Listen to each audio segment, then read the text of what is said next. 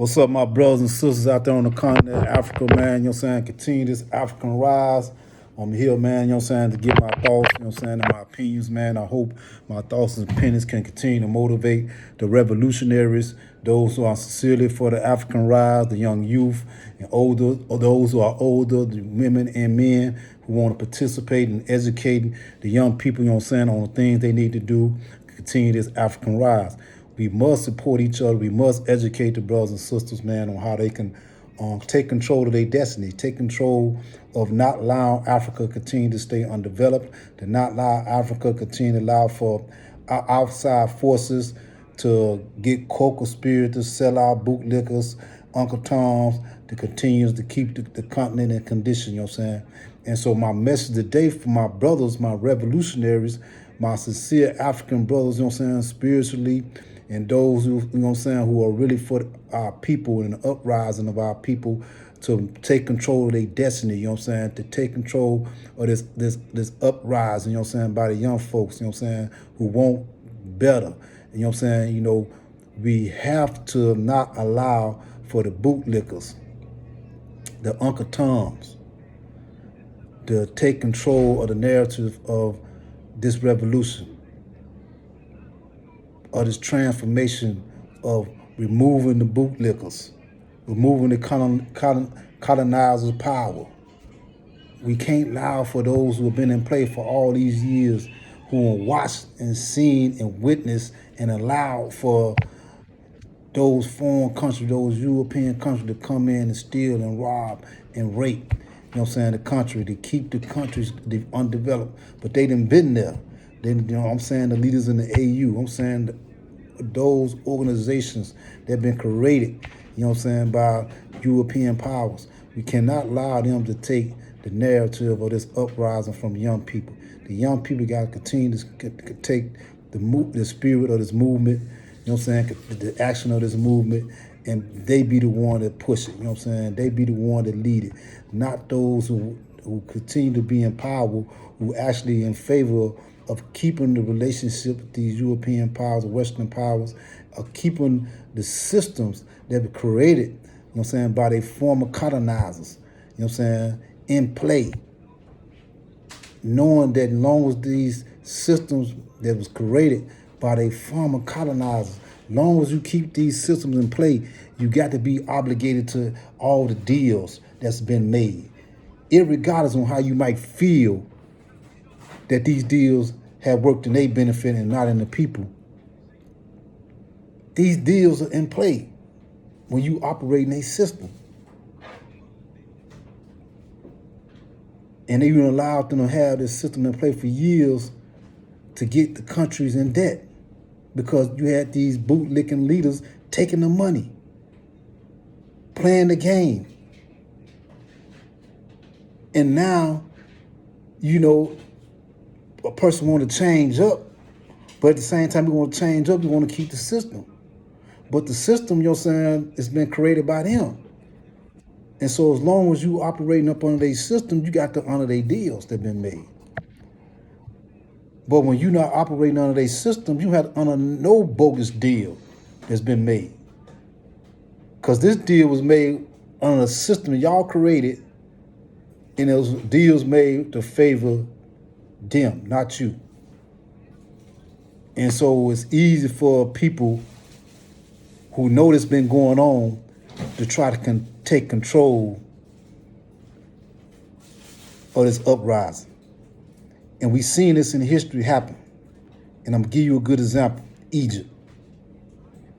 When the young people got rid of Mubarak. Look what happened in that revolution. Study that revolution. The people who had got the young people uprising against, got them out of power, didn't understand and study revolution, allowed for the same enemy to gain control of the young people's motivated spirit and revolution just to regain power. And so a revolution that looked like it was about to be a revolution was reversed. They was able to the people in power was able to get back in power. And look what happened to Mubarak once they got back in power. This is a revolution people need to, on the continent of Africa, need to study and understand how this enemy operate. If you don't, you'll find the uprising being reversed.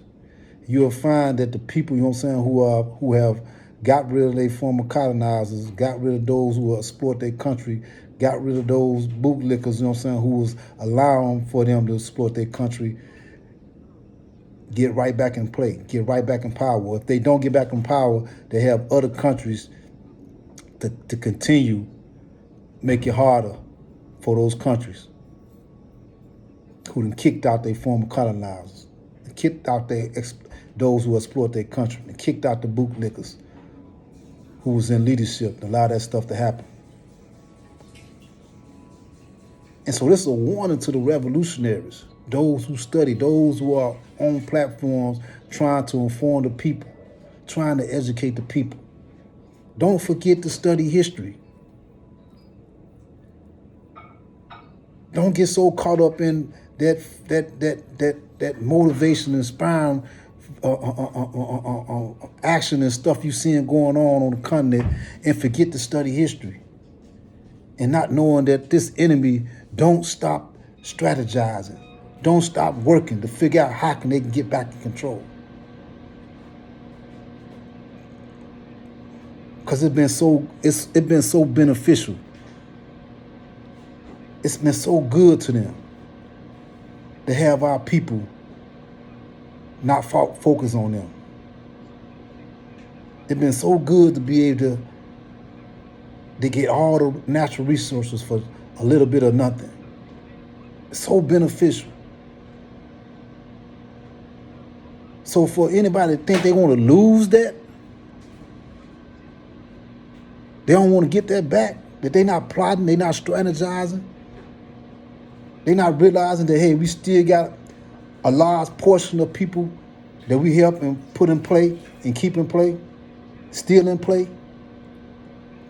Somehow we can't use them to deal with this few, to put some water on this fire from these young people on the continent.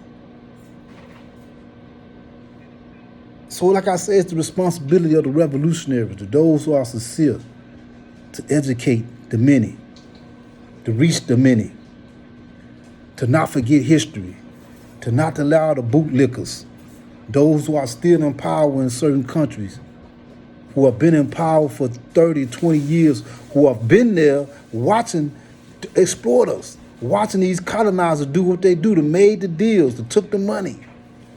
When you look at Ghana, look what happened. The leaders in Ghana then took money from the Western powers and put their country in debt. They still, you know what I'm saying, allowing for these Western powers to set up militaries in their countries. And you have so many other leaders that still, you know what I'm saying, embrace the system that's created by this enemy. And they thinking, you know what I'm saying, somehow they can change the condition and be able to develop with this system.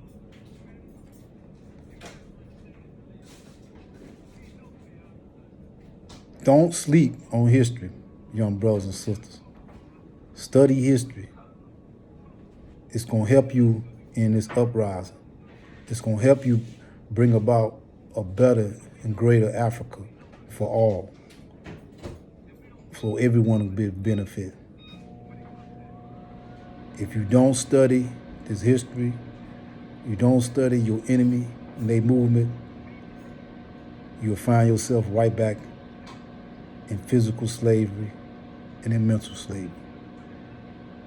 And the conditions will still stay the same. And you'll still see death, disease, war, and division amongst your people. That's my thought for today, man. Continue this African rise. All in for you.